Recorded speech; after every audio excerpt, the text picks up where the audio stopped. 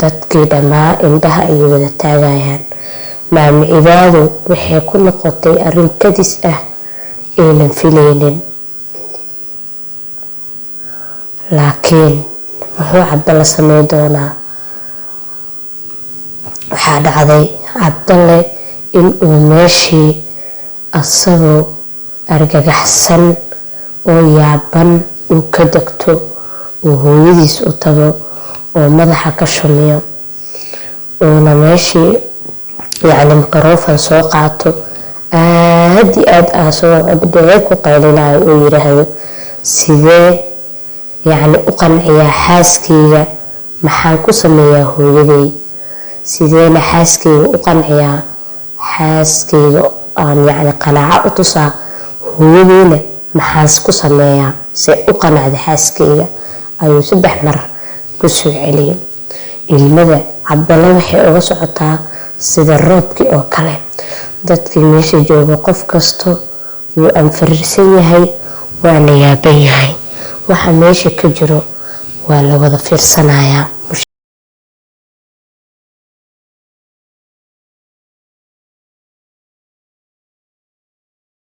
السلام عليكم ورحمة الله وبركاته. أصحابتكم حرم المصونة وإيدي السلامين لببوت جوكتان سودو هذا قفك وتاه هبين وناكسن، قفك وتاه معلم وناكسن. أصحابتو ريلي جوكتو وما تسنتهين لايك وشاري كومنت إن شاء الله. هدي ولا عصبتها ميش قيين مدو نقريك إن شاء الله. هدي عاد قدر نقصد برتن سودو هاي سمرتينين ومركل يمقال عصب أو فيديو عصب وحاينو ذا ما انتقصو عن النبع عاديهين. laakiin waxa ka cudur daarnaa codkeyga waxa isoo haayo hargab marka saas darteeda u boobsiina insha Allah. qisadan waa qiso aad iyo aad muhiim jiddan u ah inaan wax badan ka faa'iidnana arjeenayo. qisadan waxay ku socotaa wiil aad iyo aad u qiimo badan. waa wiil nin karmeed ah, nin rageed ah, 7ka ah hadda noolnahane qof lamid ama nin u dhigmo oo asaga camala oo dhif iyo naadir yahay. gabar kastana ee asagoo kale ay rajeynayso. qisadan in badan way dhacdaa, laakiin sababaha u dhacday qaabka ayaa kala duwan. qisadeena waa isla daawo doonaa. waxaan ka codsanayaa walaal haddii aad qisan u hayso family problem naxliyay ama hadda taagan inaad igu soo gudbisid Instagram-kayga Umusuna. haddii aad la dhacday qaabka qisooyinka soo gudbinayo ama ay ku cajabisay ama se Facebook-kayga Faadimo Isxaaq Axmed. welcome. ha ismartiyeenin channel-kaaga like ha ilaawin sura tareenka iyo ka tagin inuu buuxsamo lagama yaabo. qisadeena maanta waxay ku socotaa wiil iyo hooyadiisa. hooyada iyo wiilka laguma soo bandhigin qisada magacyadooda, laakiin aniga ayaa magacyada u bixi doono si qisada nuxur iyo dhadhan inagu yeelato. maamada waxaa u bixiyay maami cibaado, wiilkeedana waxaa u bixiyay Cabdalle. maami cibaado waa maamo aad iyo aad u wanaagsan. inta qof bini aadan oo wanaagsan yahay oo saalixad ah oo Ilaahayda ku xiran. maami cibaado ninkeeda wuxuu dhintay wiilkeeda yar oo Cabdalle ah uu jiro 6 sano. wixii u istaagtay in ay Cabdalle kuriso oo marnaba uusan dareemin aabba la'aan. maami cibaado waxay bilowday in ay cidaha u shaqeyso ama se ay noqoto shaqaalo ama qadaamo oo guryaha ay soo nadiifiso si wiilkeeda uu nafaqo ama maxal yiraahdo u helo wuxuu ku noolaado oo marnaba aabba la'aan uusan dareemin. booska hooyo iyo booska aabbabe maami cibaado way ay buuxisay si ay u koriso Cabdalle ilaa Cabdalle uu ka gaaray ama ay wax ka soo bartay uu noqday nin jaamiciya oo dhalinyaro ah. ilaa oo jaamacadii Cabdalle ka baxay, maami cibaado way waday dadaalka ee wiilkeeda iyo juhdiga ay ku bixinaysay. wuxuu ahaa Cabdalle wiil baari ah oo maamadiisa aad iyo aad u jecel. Cabdalle jaamacadii markuu ka qalin jabiyay wuxuu ka mid noqday ardaydii ugu horeysay ee kaalmaha koowaad galay. waxaa Cabdalle u soo baxday in uu aado wadanka dibadiisa oo waxbarashadiisa ka sii wato. maalintii uu baxayay ayay maamo cibaado wiilkeeda ayadoo la dardaarmaysa oo ilmadana dhabanadeeda ay aad u qooyeen waxay wiilkeeda ku tiri idhageysa wiilkeyga Cabdallow noqo wiil naftiisa aad uga taxadara oo is ilaaliya sababtoo ah waxaa u socotaa wadan aan wadankaaga ahayn taxadarkaaga ha badnaado. waxay kaloo tiri Cabdalle waa in aad mar walbo isoo wacdaa si aan xaaladaada uga warqabo oo qalbiga ay igu deganaado. waxay ku dhahday hay iloobin haddii aad iga tagto oo wadan kala tagto.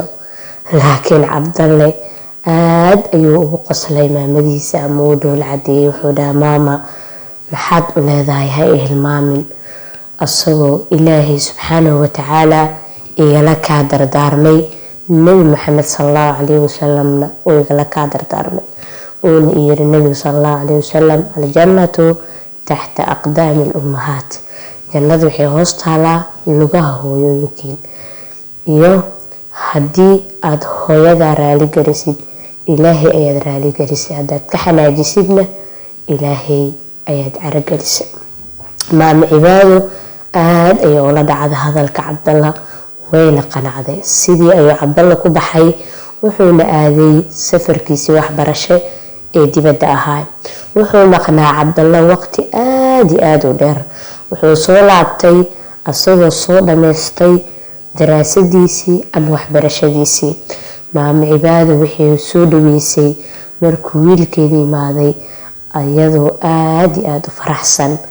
markii laakiin ay ogaatay wiilkeeda inuu helay shaqo aad u heer sareysa oo lacagteeduna ay aad u badan tahay waxay maamo cibaado la jeclaatay wiilkeeda gabar aad u akhlaaq wanaagsan u qiimo badan diintana ku fiican xaafid qur'aan ah in ay wiilkeeda u gooriso. laakiin markii Cabdalla u sheegtay wuu ka cudur daartay. wuxuuna ku yiri hooyo waxaan dibadda ama intaan maqnaa soo bartay wiil aan saaxiibanahay waxaana isku afgaranay in aan walaashiis guursado gabadhaas oo ah gabar kasoo jeeda family lacag leh aadna u qurux badan. maamo cibaado kama aysan hor imaanin hadalka wiilkeeda way ogolaatay farxad ayayna arooskiisii u rajeysay inuu ugu dhamaado. bilooyin kadib arooskii Cabdalla iyo gabadhii ayaa lasoo iclaamiyey inuu ka dhici doono hoteelada hotel ka mid ah. wuxuu ka dhacay hotel aad u qiimo badan oo aad u qurux badan hoteelada magaaladaas ku yaalay ugu sareeyay mid ka mid ah. markii xafladii arooska Cabdalle iyo xaaskiisa oo isdhinac fadhiya ayuu Cabdalla wuxuu u wacay maamo cibaado. laakiin maxaa soo socda yaa subxaanallah. maamo cibaado aad ayay u faraxday ayadoo isdhahaysa waxaad la kulmaysaa ama aad arkaysaa gabadha aad sodooda u tahay waxayna kuu soo dhaweey doontaa si aad u sareysa. maamo cibaado markay gabadhii u timid waxay bilowday in ay dadka hortiisa maamo cibaado ay ku bahadisho oo aad ay hadallo xun ugu dhahdo. maamo cibaado oo gabadha aad u salaam istiri oo habsi istiri waxay taagan tahay gabadhan waxaad iga haleysay quruxdeedii iyo make-upkeedii iyo dharkeedii ama fustaankii arooska. kabacdi waxay bilowday inay Cabdalla ku jeesato oo ninkeedii ah oo ay dhahdo matan ayaa hooyada ah ka deji meesha hana ka fogaato oo meeshaan ha iskaga tagto. dadkii dhammaa indhaha ayay wada taagayaan. maamo cibaado waxay ku noqotay arrin kadis ah aynan filaynin. laakiin muxuu Cabdalla sameyn doonaa?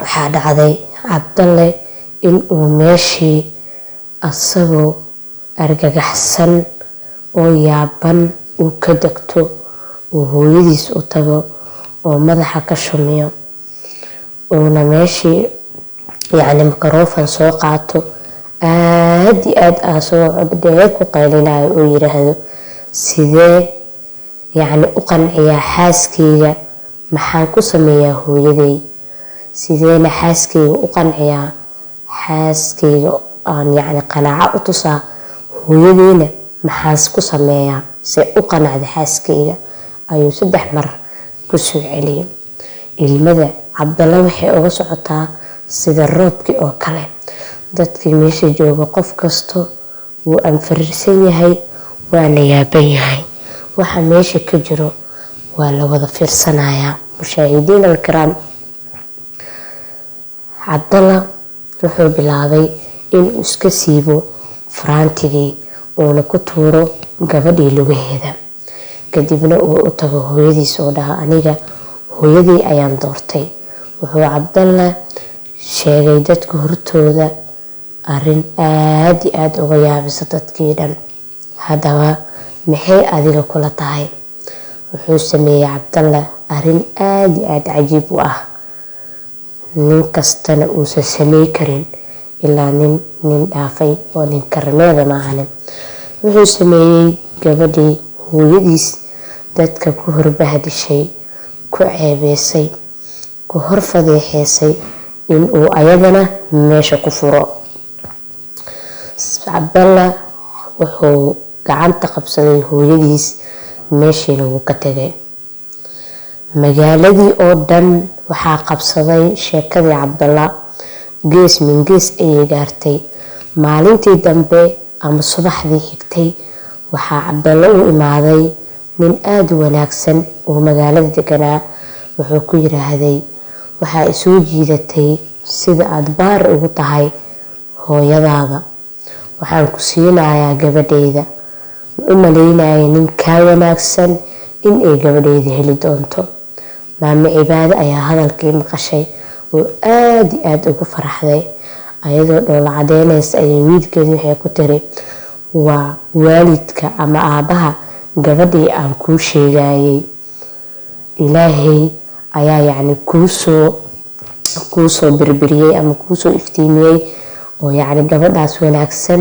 calaf kuugu daray qisadeeni halkaas ayay noogu dhamaatay hadaba adiga maxaad qisadan ka fahanteen qisadan yani waxayna tusaysaa sida uu Cabdalle xaaskiisa iyo hooyadiis u kala maareeyay maanta rag badan oo Soomaaliyeed ayaa waxay la nool yihiin gabdho waalidiintooda ama hooyadiis maalin walba caynayaan marnaba aan hooyadiis waxba ka dheheenin maxay kula tahay adiga in uu dhalo awlaad baaraya ma filaysaa haddii aad hooyada qof caynaya mar walba tagso akaadid in adigana ilmahaaga ay baari ku noqonayaan Cabdalle waa wiil aad u karti badan ragga sabankan joogo lagama helo asoo kale ilaa dad dhif ah oo naadir amaana waxaa idin leeyahay xabiib iyo codkayga aad u hooseeya waa sii wada lahay haddii muuqaalka uu ku cajabiyay laagta hayloobin haddii aad ku caajistay iga raali noqo inta ku kulmi doono video xigo ama muuqaalka xigo salaamu calaykum waraxmatullaahi wabarakaatuh ku jeclahay daan xaqiiqo ma tahay jacaylka kor guurka kor ma ya xaqiiqo ma jacaylka dhabta wuxuu yimaadaa bacda dukhul bas aslan bana shariicadeena ma qabto jacayl la jiro labadii shardi buu ka fiirinaya qofku labada qof iska fiirinayaan ad-diin wal khuluq qofkan diin iyo khuluq aslan shariicada asal maxaa loo hayba wax jacayl isla jawaab shariicada wada qabaan maxaa asal u ah ninku inuu yimaado cidda warfi aan hadoo ku maqlay waalidkeedu inuu yimaado gabadhii ma rabaa ma gabadhanada rabtaa hayo waa ku soo ogaanayna gabadhanada juhdi badan baa ku bixinay waxa taan ku soo baarayna laga soo fiiriyo arkaanta islaamka iyo shariicada iyo iimaanka iyo tawxiidka wuxuu ka yaqaano